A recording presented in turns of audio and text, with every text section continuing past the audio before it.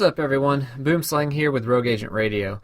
As we explained in episode 5, we were going to do a readout, a verbal readout, basically, of all the articles that Massive Entertainment publishes concerning the Division. So this is going to be our first one with Intelligence Annex number 7, Exploring the World. So I'm just going to go ahead and read it out for you guys, and just to let you know, anytime that there's an article posted that's just verbal or a written word, we're going to try to put out an episode just so you guys can listen to it. You don't have to go read it or anything, and we'll just read it out for you. So we're going to start off.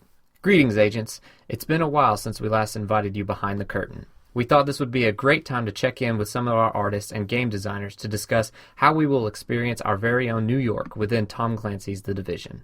We hope that you are as ready as we are, because this is too exciting not to share. How does the lighting differ based on time of day? Or what about the different weather patterns and how you as a player are affected? What about indoor and outdoor environments? I dove behind the studio's walls and spoke to technical art director Sebastian Lindhoff, lead environment artist Benedict, and I'm going to butcher this, Podelsnig, senior game designer Frederick Thailander, and lead concept artist Tom Garden to get answers to these questions. Read on to find more. Actually, read on to find out more. Pardon me. I'm probably going to screw up this quite a lot when I read this until I get used to it. Anyways, everyone likes the cold, right? The process of creating and building a living environment begins with an idea, a visualization of sorts, which some might even call concept art. We asked Tom, our resident expert, and he says the key purpose in creating environment concept art is to help visualize the key themes, mood, and structure of a playable space.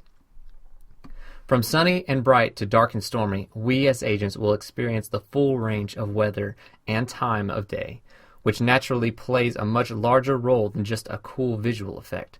Friedrich says that when in a full storm, visibility is hindered for both NPCs and the agent. Our worst storm conditions that can hit will affect aim assist and detection ranges for both players and NPCs. I was also able to find out that the agents will adjust themselves in order to avoid a full face of frost.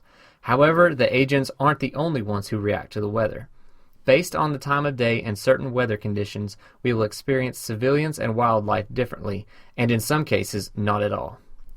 When discussing the day-night cycle with Benedict, it became clear that there's a significant change in visuals as the numerous lights during the night cycle were more vivid. In some cases, various light sources can draw attention to key aspects of the environment, whereas some areas will be completely blacked out. I can only imagine the interesting scenarios agents will find themselves in when we combine a blacked out area with some less than favorable weather. For Tom, this is a compelling factor in mission replay. A mission during the day has a totally different mood than a mission during the night, he says. We as agents must be able to adapt to our surroundings and be fully aware of how different environments alter more than just our own decision making. A stroll through Manhattan.